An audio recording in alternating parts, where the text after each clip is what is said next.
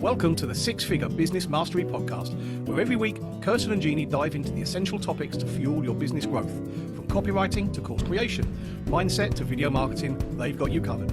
Tune in for expert guest interviews on all things marketing and business, and learn how to work on your business, not just in it. So, get ready to unlock your business potential and take it to the next level. From single moms struggling to make ends meet to marketing powerhouse behind multi-million-dollar funnels, Julie Chenell knows exactly how to craft a value proposition so compelling it makes saying yes the only option. So we're excited that she's here today to show you how to do the same. So Julie, I'm so grateful to have you here. Thank you for joining us. Thank you so much for having me. I love this conversation.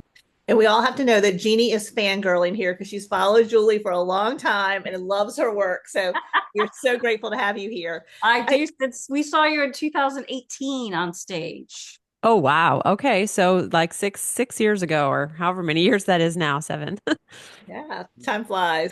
Well, Julie, you said we were talking about how it's important to have your value proposition, and you said it is the most important thing. So do you want to talk a little bit more about that? Yeah. So I think it would be helpful to define what a value proposition is. And you might hear it said USP, which is unique selling point, or you might hear it as UVP, which is your unique value proposition. And it's basically what makes you different. And this is a little nerve-wracking for people who say, well, I'm really not that different. You know, it's like there's only so many ways to lose weight, or there's only so many ways to train a dog, or there's only so many ways to like fix a marriage, right? Whatever your topic is. And so it can feel tricky to have something that's unique and different. And I totally understand that. But really, in this day and age, with the amount of people that are online and the acceleration of tech and AI, if you do not have something unique, you are really in danger of just disappearing and being drowned out. So this is the critical piece. And that's why I always say it's the most important conversation you can have, even though it's a tricky one. Yeah, it's funny because being a marketer and paying so much attention to people's like landing pages and websites and stuff, you're so right. Because all of a sudden I see, oh, I've seen that copy before. Oh, I've seen that copy before. They're saying exactly the same vague thing that everybody else says. So exactly. Where would you recommend someone start with creating their unique selling proposition? Okay, so really important. And I always ask people when they're working with me on their offer, and I say, what is the problem that you're solving, right? So we always start with the problem, and you'd be amazed how many people can't answer that question. They'll be like, well, I help, parents get their newborn to sleep. I'm like, you didn't tell me what the problem was. So we start with the problem, and then we dial in who has that problem. And the more specific you are, the better, and the easier it will be to come up with a value proposition. So once you've got those two things, then you go to the UVP, USP. I like to use a little analogy. We all like chicken. I mean, if you're a vegetarian, you don't like chicken, but most of us like chicken, right? And I want you to think about how many ways chicken gets packaged up in the stores, in the restaurants, right? It could be, served on a plate already prepared. It could be raw in a plastic package in the refrigerator section. It could be Kentucky Fried Chicken, which is like, fried up and in a bucket. It could be chicken, like, chickens in your backyard, right? There's a million ways to sell chicken. And sometimes the only differentiator is who you're targeting, right? Kentucky Fried Chicken is targeting people who want late night munchy fried chicken in a bucket versus the rotisserie chicken in the grocery store, which is targeting the busy mom who can't make dinner and needs to run and grab that rotisserie chicken. It's chicken.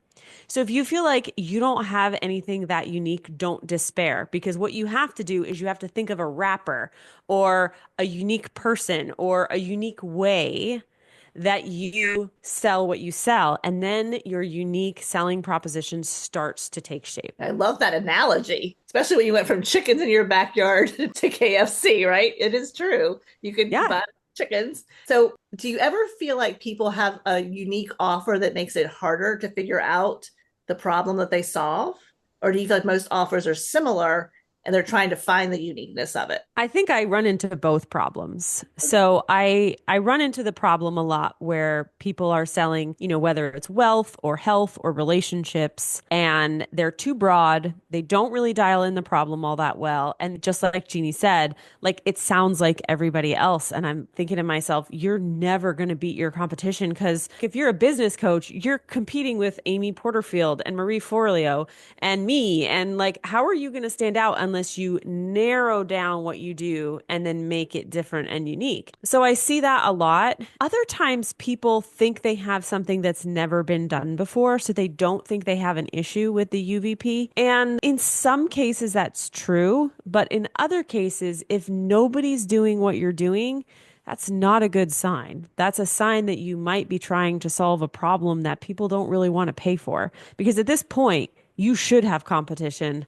Otherwise, you might be in a market that's not very profitable. Yeah, that's so important. I think, people don't always realize that. They think, oh, I came up with something totally unique. Well, it needs to be somewhat familiar. People need to know it exists, unless you've got, millions of dollars to spend to build the brand itself. So yeah, that makes total sense. Yeah, you want to go after people that are actively looking for a solution to a painful problem. And if you are trying to sell something that they don't think is a problem, you are going to have a hard time. Yeah, I feel like we actually struggle with that because, we work a lot with real estate agents who obviously want to generate more leads, and video marketing is such a great way to do that. But then we have to overcome the fear of being on camera, teaching and helping them understand SEO, local SEO. I think it is sometimes hard to have that value proposition when you feel like, again, you're competing with every person out there that teaches people how to use YouTube.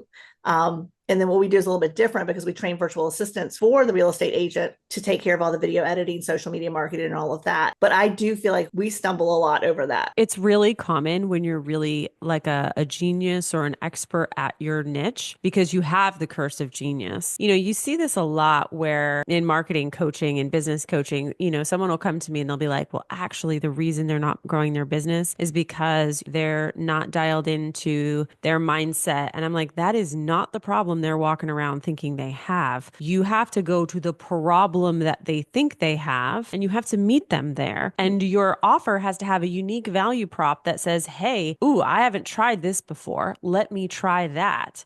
And then once they're in your world, you can attempt to educate them. But I see that so often, right? So your real estate agents, they may not even think that they need video. They may be thinking, well, the reason why I don't have enough, buyers or sellers is because of the market, or because my website isn't good enough, or whatever they're going to think. And you're over here going, no, you need to be on YouTube, or you need to be doing video. And it's not even registering, because that's not the problem they're actually looking to solve.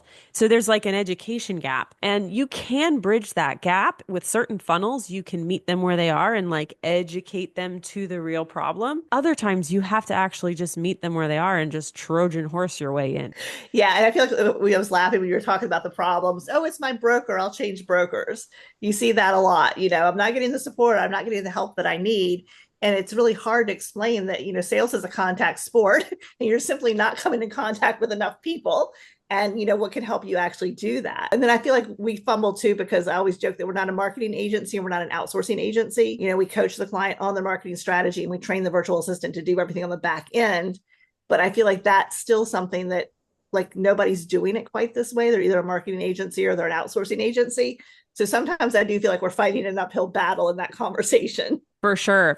And there's information there, because when something is hard to sell, it usually means that you're not exactly hitting the problem right between the eyes. And because in your case, right, in your particular business model, you have to educate them on why they need that type of marketing. And then you also have to educate them on why they have to spend money on an assistant to help them do it, right? And so, you've got like battles on both sides, basically, objection battles on both sides that you have to crush. That can be really tricky. But like you said, if you start with a very strong value proposition, you understand the problem that they have. I think for most people, if a real estate agent is going to blame the market, they're not looking for solutions, right? If they're going to blame their broker, they're not looking for solutions. But I think the people that are out there that are realizing that marketing's changing and they are listening to what's being said about video conversions and the things that actually happen for real estate, those are our people. We just, like you said, we have to find a better way to get in front of those right people. Yeah, those are the people that are actively looking for a solution, right? They've taken the personal responsibility to say, okay, I got to dial in my marketing and video is hot. Right. And so they're actively looking for a solution. They might be looking for YouTube. They might be looking for training on Reels. They might be looking at how to use TikTok locally. Like these are the things they might be looking for because they're already kind of spinning. And now you come in with a UVP that is like, hey, the UVP isn't YouTube because YouTube isn't unique, right? But the UVP is maybe the way that you're doing or the type of strategy you're using for real estate agents. And then now all of a sudden you're sort of like this beacon lighthouse in the solution market that they're looking at. And they're like, well, I want to go try that one because that one is different and that one is cool. Now you've got that hook.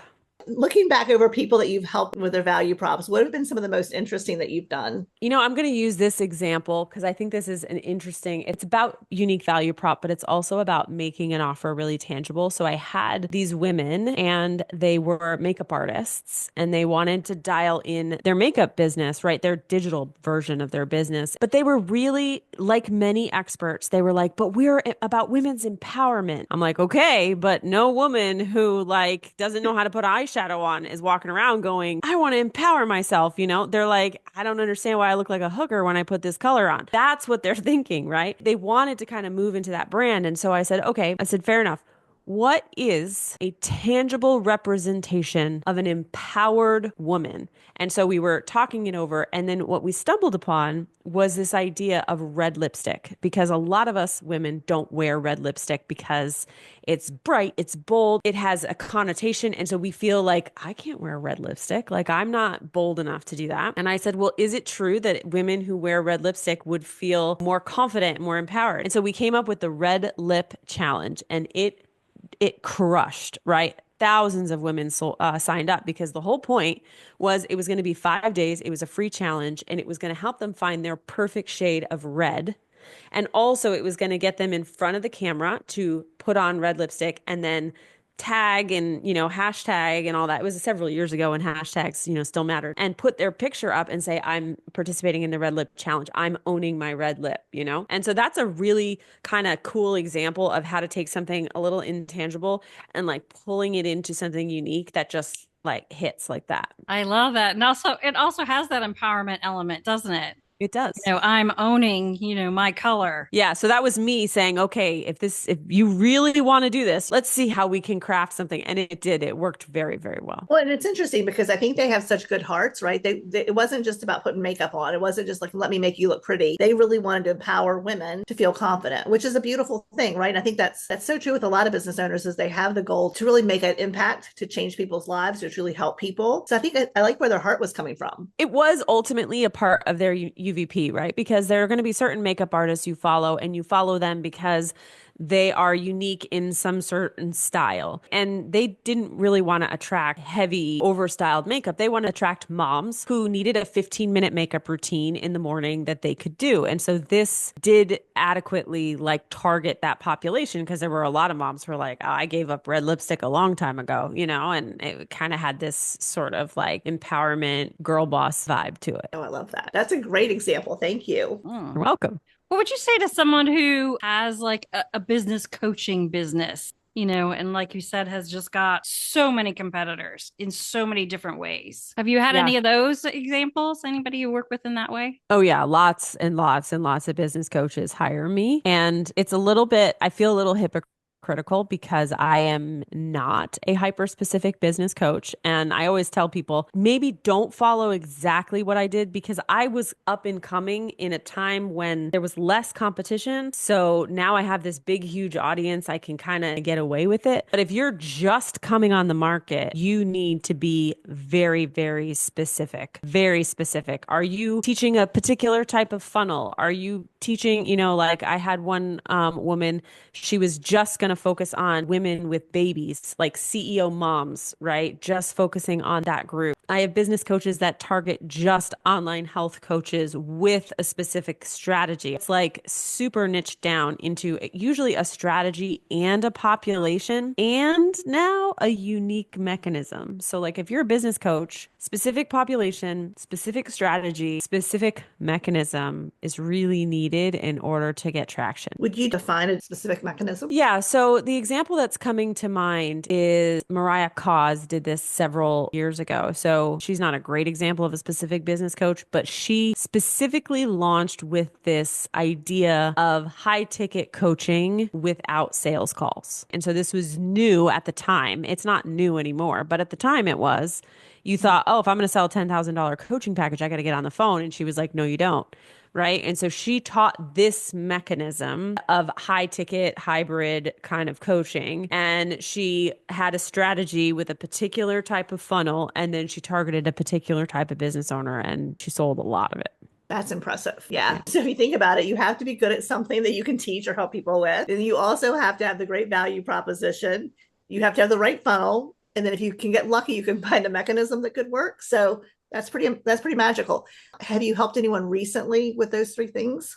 So I have one client who's doing really well, and I guess you'd call her a business coach. It's interesting because that wouldn't be the first thing that I would call her, which I guess is a sign that she is actually dialed in pretty well. So she teaches wedding professionals, so wedding business owners, how to book out wedding shows, right? Because that's a big marketing strategy. So she's very specific, right? She's going after wedding professional businesses. So caterers, cake bakers, photographers, that kind of thing, stationery. She had her own stationery business that she was very successful at. And she also booked out shows and she did a really good job at her booth and her show. So she had that expertise, right? And so then she came online and she built a course called the Wedding Show Blueprint. Fantastic course and teaching people exactly what she did at wedding shows, right? She had that authority there. She has a very specific strategy that is very tactical to help you get those full appointments. And so when she hired me, we worked on building that evergreen funnel that she could do every week. She's been blowing it up and getting sales every single week on her webinar, 20% conversion rate, selling her program. And she's an example of someone who's very dialed in with a really strong UVP. I love that. Yeah, I love that. So if somebody feels good about their UVP and they, it's dialed in, how would you work with them to start that lead generation? Yeah. So whenever someone is doing an offer with me, I have them fill out an offer brief first. An offer brief has 8 questions. The hardest questions on that offer brief are questions 3 and questions 4. And question 3 is what is the big idea? And question 4 is what is the solution? And that's basically the marketing side and the product side of the UVP on one coin. Once they have that, there are a couple ways that you can generate leads. Now, a webinar is a fantastic way. And so I do often recommend webinars, and that allows you to actually discuss your UVP in an educational way on the webinar. Sometimes you don't need to do it. The education isn't needed, in which case a lead magnet that kind of opens their eyes to the UVP, which then leads them to a sales call or an automated launch or what have you. So those would be the 2 primary methods that I would recommend. You have been a wealth of information. I'm so glad I ran into you at PodFest and got to invite you onto our podcast. And I'm so grateful that you're here. You have totally made Jeannie's week. Thank you so much. Have. And so you have your own podcast. Tell us what the name of that one is. Yeah. So I have several podcasts actually. So the one that I am most frequently updating is called $1 Million Grit. You can go to milliondollargrit.com or just search for it on your favorite podcast player. I do have to tell you, though, I think I'm only on Apple for that one. And then I also do a podcast with my business partner at Funnel Gorgeous called The Gorgeous Effect. That one is on Apple and Spotify. That's a little bit more design focused. And so you can find me at either of those podcasts. Lovely. And if someone wants to work with you, how would they reach out to you? Sorry. That's all right.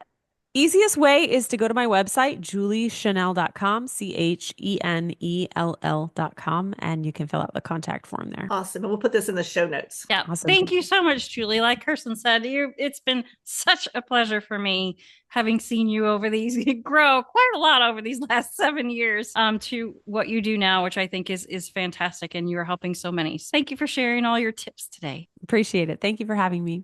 Thanks for listening to the Six Figure Business Mastery Podcast. If you enjoyed listening to this episode and you are ready to leverage video marketing on all online platforms, or maybe even start your own video podcast, then you need to check out the Done For You and Done With You program at themarketingvaadvantage.com and take your business to the next level.